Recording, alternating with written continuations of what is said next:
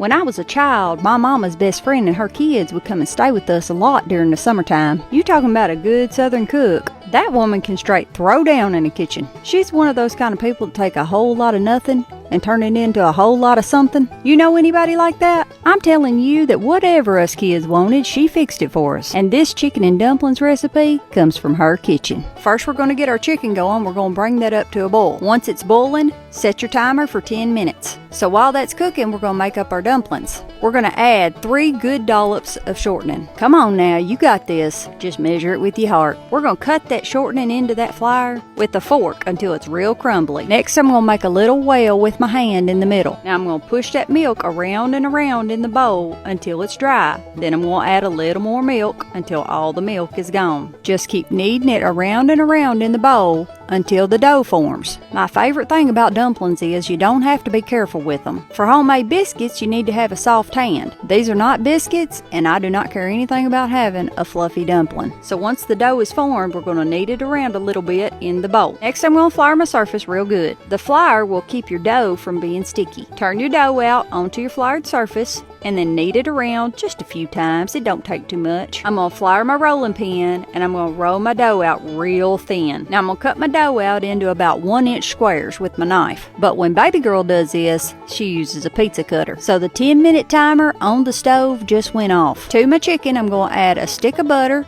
and my seasonings. This right here is my favorite all-purpose seasoning. If you have a favorite all-purpose seasoning, then use it. Then I'm going to add another 4 cups of chicken broth and I'm going to bring it back up to a boil. As soon as it starts boiling, I'm going to start putting my dumplings in. See here how thin my dumplings are? You just plop them right there in the middle where it's boiling. Now when you get to the point where you feel like you need to stir it, don't really stir it with your spoon. I really just try to poke them down in there. Once all the dumplings are added, I'll turn it down to a simmer. Top it and let it cook until the liquid has thickened. Be sure that you stir it every once in a while to keep it from sticking. And hey, don't forget about them biscuits. Y'all enjoy, and I'll see you next time if the good Lord's willing and the creek don't rise.